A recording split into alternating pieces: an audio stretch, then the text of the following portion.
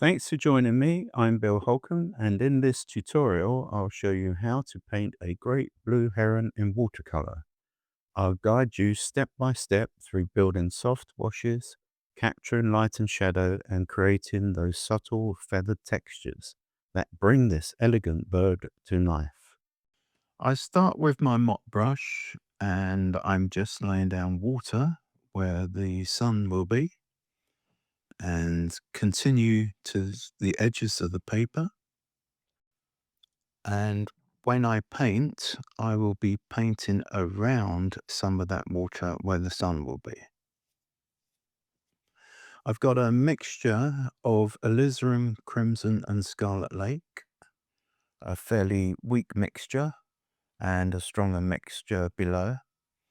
And in the other pan, there is Windsor blue with some alizarin crimson.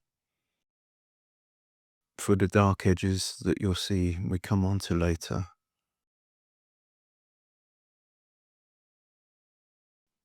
This creates quite a nice pink color when you have those two reds mixed together. And once again, the English style of transparent watercolor, where we're using the white of the paper for our lights. And I've gone into that stronger mixture, all wet in wet. And just at the bottom of this paper, it's taped down so it won't move for the purposes of the video. But because this is 300-pound rough paper, it doesn't need to be taped. Just use those circular strokes with your mop brush around the sun area, leaving a nice ring. And then mop up the edges of the paper, as always, to avoid creep back before we continue to the next stage. So all around each edge. And then, whilst wet, we've got that dark blue mixture, the Windsor blue and alizarin crimson. And we're using that circular motion again to indicate various rings and rays of the sun. And this will be quite an effective background for this painting. This is a good practice for wet in wet.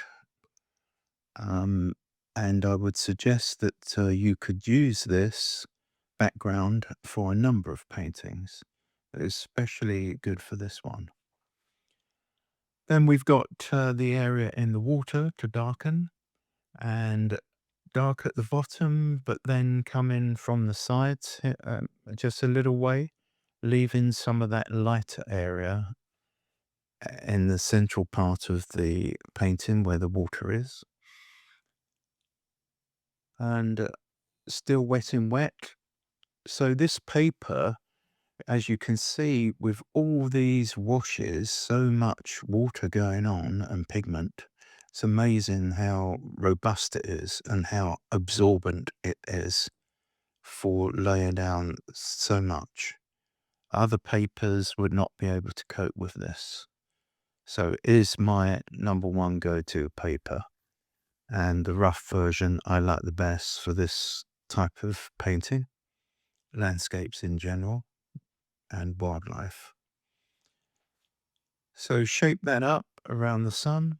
I think we've got a nice effect going on there. And we'll be soon mopping those edges some more. And you will see, as always, that when we use the hairdryer, it dries much lighter, as you can see. Now, for the beak, it's a yellowy-orange color when you look at these in photographs, these great blue herons. And so you do that first with a nice small brush. I would suggest something like a number 2 will do. And then you can lay in some of the dark. And you can play around with the actual color. It's a blue heron, but it's quite dark blue in this situation because it's almost silhouetted, not quite. We do have quite a bit of detail on it this time, but it is quite dark because it has the sun in the background, and it's side on. So just study those great blue herons, and then you'll get used to the shape and the defining features. It does have a light area on the head, so we're doing negative painting in that respect, where we paint around something that we wish to leave. That could either be total white paper, or it could be slightly colored paper in this instance, but indicating a light area. So you would be using your smaller brushes at this stage to maintain accuracy for the painting of the bird. I'm just moving the palette across a little bit so that I can get better access to the painting. And as always, I do mention that at this stage, you may choose to move the paper around. I'm keeping it in one position for the purposes of the video. And hopefully you're getting a good viewing. You can see what's going on.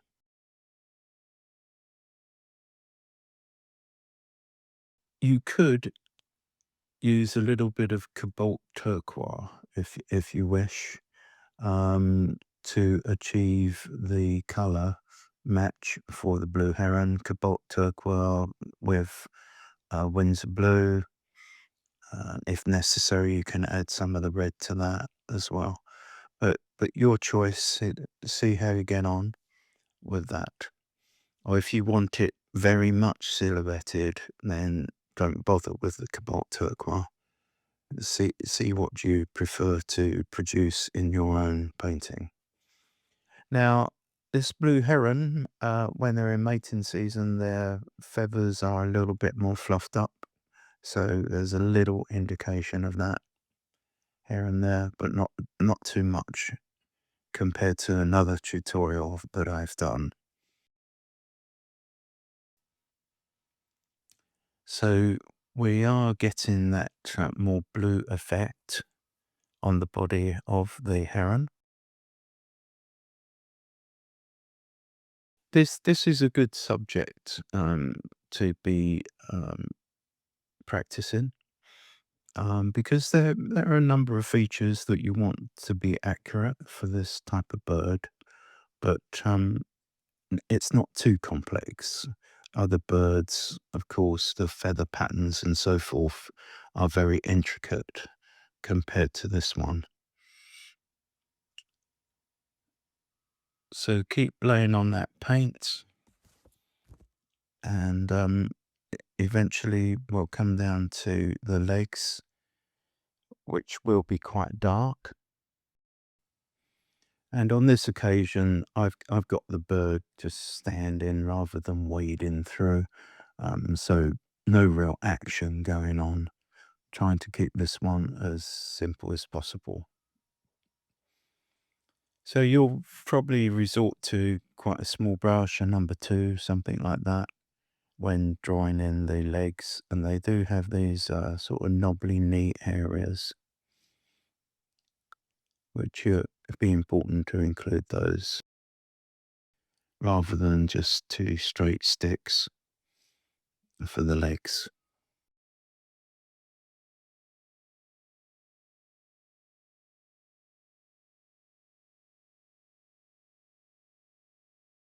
Okay, so the blue heron is almost done.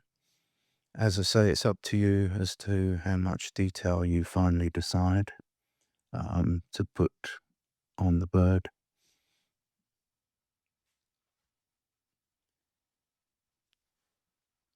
The rest of the background is basically all these reeds at the left and the right, and they're quite easy to fill in the painting. They're they're crossing over each other, some shorter, some smaller, some thinner, some thicker, etc., etc. Once again, it's quite easy and it's not something that needs massive accuracy.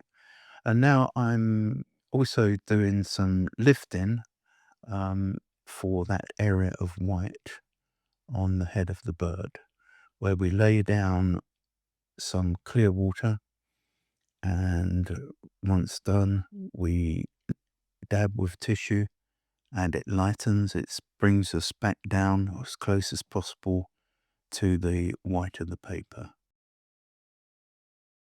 If you want to do a few indications of lighter feathers on the bird, you can use that same technique that I mentioned, where you just lay down water and lift. But once again, nothing really sophisticated, highly detailed, just some indications.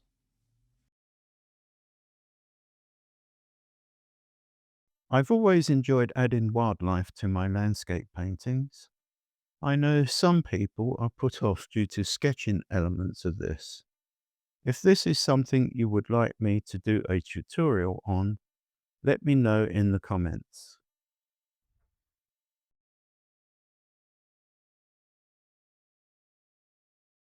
So at the moment, we're over halfway through this tutorial, and please remember to like and subscribe because it does help.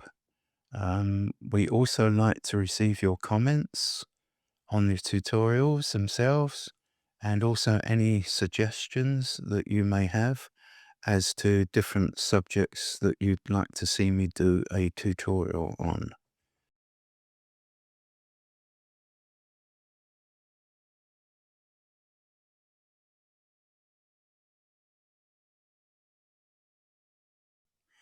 On the wing, near the neck there, a sort of shoulder area, there is a darker patch, which I have indicated. And at this stage as well, you could decide to neaten up different areas, or darken, change the value in certain areas, certain parts of the painting. So tone being color, value being the variation in tone, light and dark, etc.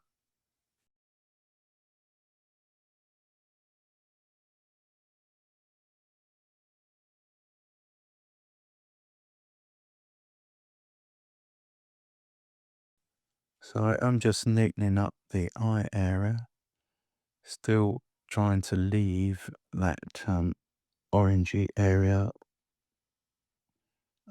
for the eye, with a little dot in the middle there.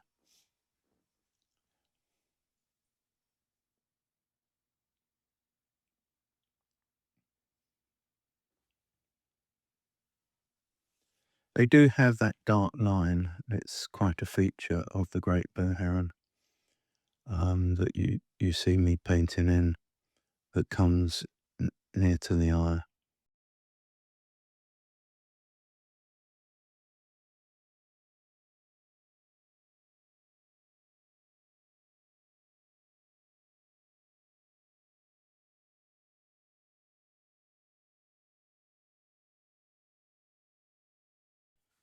Okay, so now for the reeds, you can mix up a brownish mixture, and once again, you will try to use the colors that you have, which will be your three primary colors. So practice mixing up variations of brown with those three primary colors.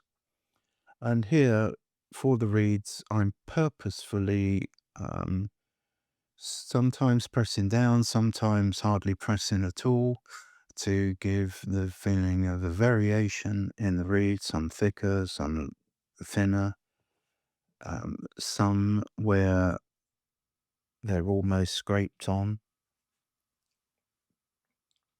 And because it's out in the wild, somewhere like St. Mark's, this one, for instance, in Florida, where there's a lovely refuge, um, you can see these blue herons amongst the reeded areas. And once again, as I said, you could twist the paper around if you wish.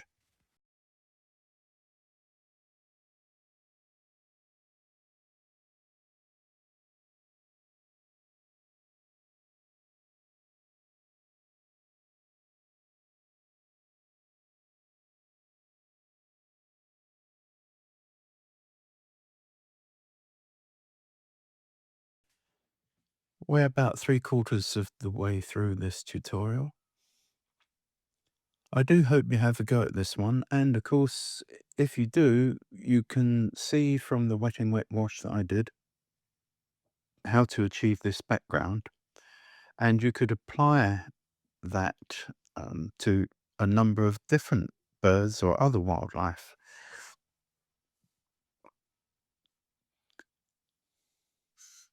So laying in the tops of the reeds there, a little bit of more interest going on, broken up, as interesting as possible, not all uniform, crossing over each other, etc., etc.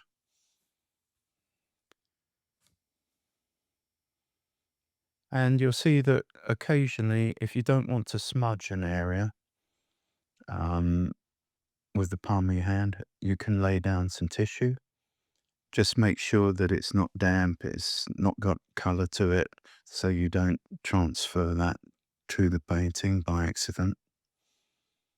But it's a useful tip.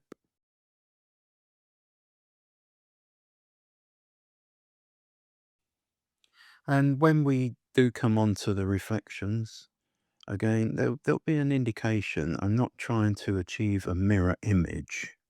You know, it's an artwork, it's not a photograph, it's an indication. We're doing enough to tell a story. And you can see we just drop those in. We just spare a little bit of relation to the fact that some of those reeds are crossing over, some are half falling down, etc. But it's not massive detail. And if, like there, one of them's too dark, you want it lighter, then dab it quickly with a tissue.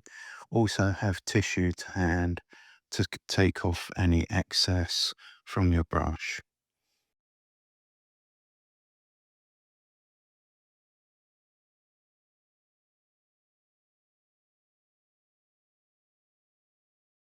So continue with those reflections on the left and the right.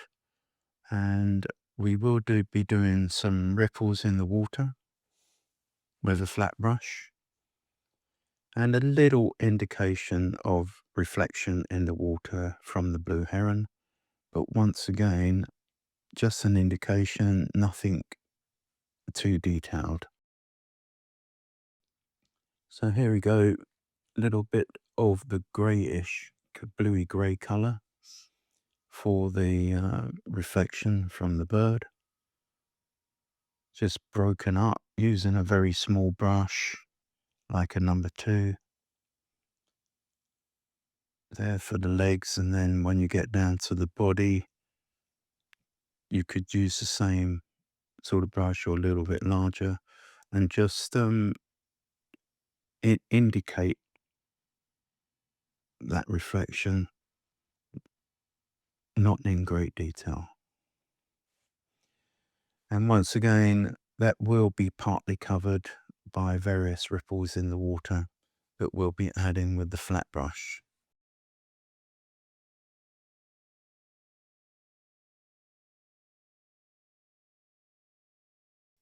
Now we've got the flat brush. You could use a half or a quarter, whatever you feel comfortable with.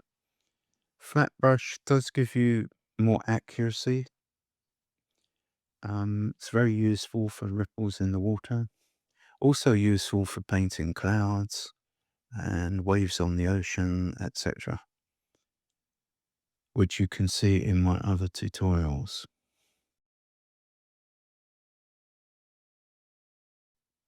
So it's that grey mixture. We haven't had to worry about the horizon in this painting.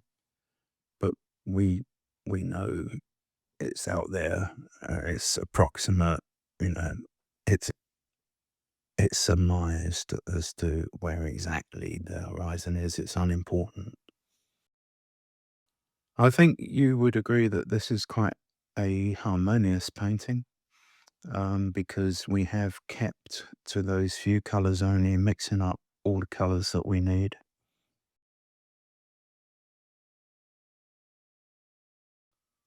And remember that the ripples that are closer to you would be thicker, and they get thinner as they go into the distance.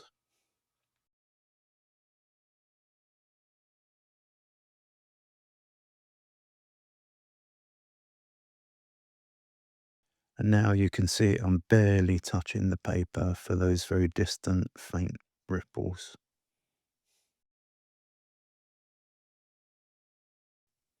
And here's the finished painting, the Great Blue Heron. And I hope you've enjoyed this tutorial, and I look forward to seeing you next time.